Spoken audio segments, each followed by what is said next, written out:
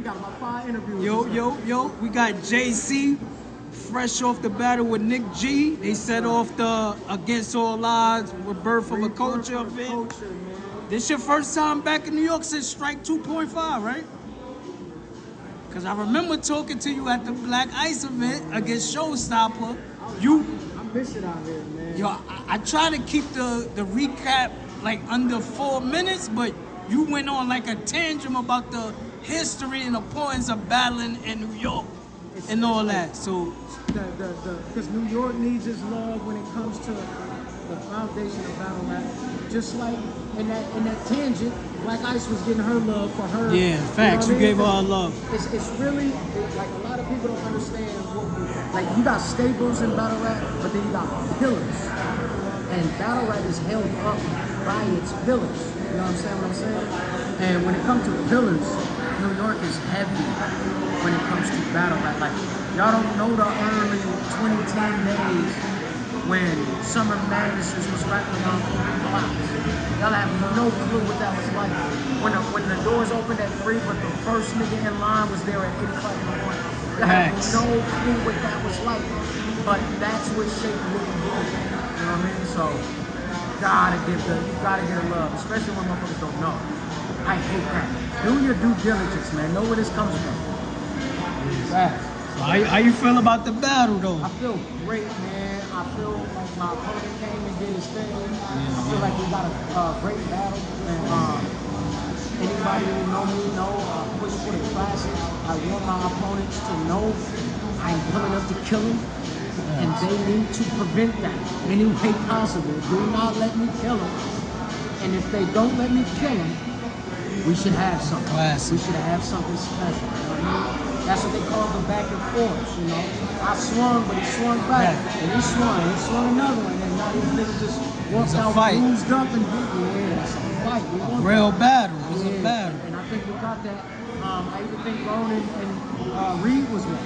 So Ronan and Reed went, they walked out. You know, Reed kind of lost the joint. They walked the fuck out. Like, who would I be saying these niggas in their country? That's crazy. They walked the fuck out. How you calling it? How you calling the battle? I ain't gonna lie. So, you and Nick G. Oh, me? I always feel like I would. Always. Even with his zip him up section there, screaming through every bar. Zip him up! I'm like, yeah, that's not really that fire. It's not really that fire. It's not that good. Watch when the internet get it, they're not that right in it. But that's me being a sportsman, you know what I mean? Now the Jeeper Keeper was tough. And I also quieted the crowd so they could hear him.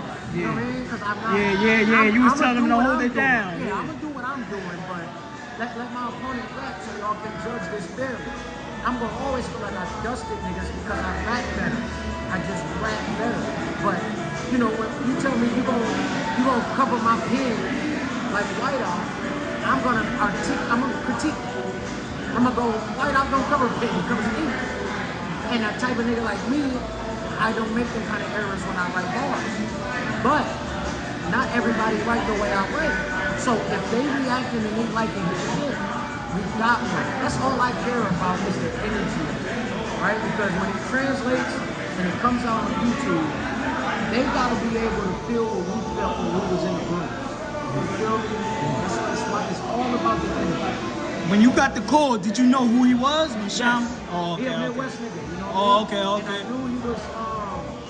What part of the Midwest he from? Chicago, I think. Okay. He came from Chicago, and I think he's been around for a while. You know what I mean? He's been nice for a little while. Underrated, undervalued, one of them types. Didn't get the breakthrough yet. Kind of like me and Mad Flex. You know what I mean? Just, you know, the culture need to be aware. I get the talk about some favorites and shit like that. But for niggas to be completely unknown is just crazy. Yeah. I don't even think he got 1,000 followers on Twitter. I'm not gonna front. I didn't know who he was, but I figured he was with Sean. My first line was, since a lot of niggas don't know who you are, I'm gonna start my battle like this.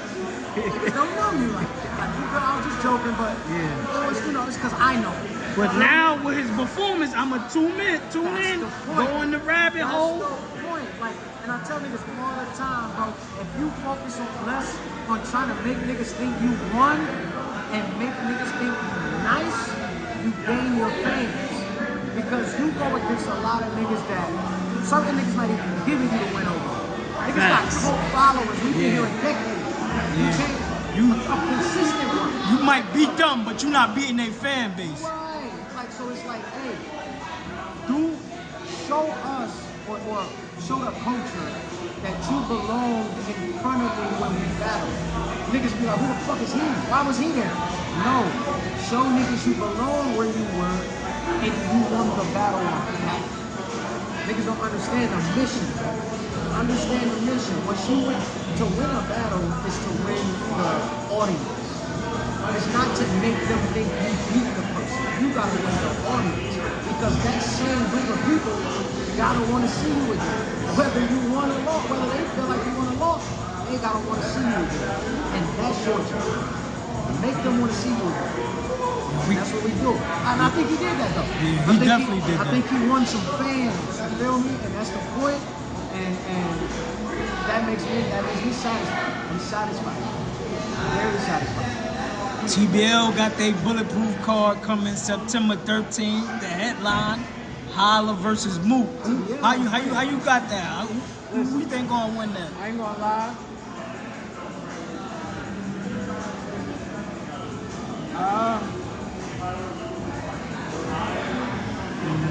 Part of me wanna say Mook because of his ability to dissect. But this is another battle that niggas have ridiculous amount of time to prepare for. I just don't know what niggas look like in these spaces. So I want to kind of reserve my false call. I feel like I'm going to call it wrong because I'm going off of more so who I like as a writer or a performer or who I favor in the battle versus what the stakes are. You know, who feels like they got more to lose in this battle? Who started writing the day they got the contract? Who's writing everything? Who erased their last round and wrote a new one? Who's taking it like that serious and pretending their life is on the line? If Mook is writing like that and he's the Mount Rushmore of the battle, that's scary. That's scary. But if Hitman is writing like that, and he's a potential, he's the highest blue battle, he don't even need to be a Mount Rushmore. More niggas know him than anybody. So, okay, if he's writing like he got everything to lose, that's scary. We don't know what these niggas look like in those spaces. So, that's what I'm more excited to see the battle with this much on behind. That's what I'm a fan of. And it's a week after my birthday. Y'all got me fucked up. I'm out there. Remember, me and Rome was like, the 10th or some shit like that. September 4th or something like that. So, you know, these September battles, He different. They shake up the culture a little bit. But Hitman and Mook, Twork and Lux, like... I was about to get into that. The following week, URL Summer Madness 15, Lux versus New Jersey Twork. How you think that's going to plan out? You can book bigger battle at this point. Momentum matters. Where niggas at, status, everything matters. Momentum is more, it matters more than age. So, at this point, already, Twork and Lux, I don't, you know. One of my favorites before I got in this game was Lux. I think he's every writer's favorite, you know what I mean, coming into the game. But we don't know what Twork looks like in this space at all. Right? All this time to prepare, no battles in between, telling you you're going to get the best version of him ever. And it's in London, where they love us. Twork has that stage presence and that performance that could really bring the roof down in that moment. You know what I mean? So, I'm scared. I'm scared, man. I'm scared. We got 2 nukes going on. One in Hiroshima, the other one's in Nagasaki, and we don't know what the fuck's gonna happen. And who will survive, I don't know. You know, you go and look at history, one man survived both flights. One man survived Hiroshima and Nagasaki.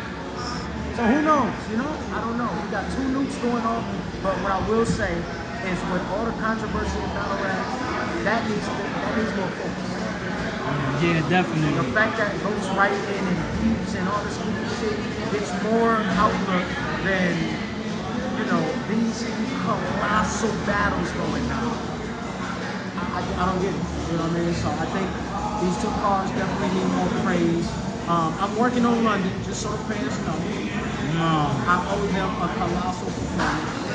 And I've been talking, you know what I mean? We're looking at ops. You know, I might smack Jazz big head ass. I don't know. Who knows? That's my little sister, but I might have to give her one of those. But, you know, who knows? I just know battle rap is transitioning back into a business. And these two cards are exactly what we need to kind of facilitate that. I just think that the focus needs to be on it so we can make that happen. Because going October, November, knows where battle rap could be. So how you feel about ghostwriting? You against it or you don't care? 100%. So, 100% against it. so say if I start battling, I'm like, yo, JC, I got writer's block. I got 2 rounds. I'd be like, say something about his. Say something like. But you won't pin nothing for never nobody. Pin up off of you ever. Have you got asked to? Yes. Oh, okay. Yes, I've been offered money. I've been asked. Hell, Men or yes. women or both? Both. Both. Men and women.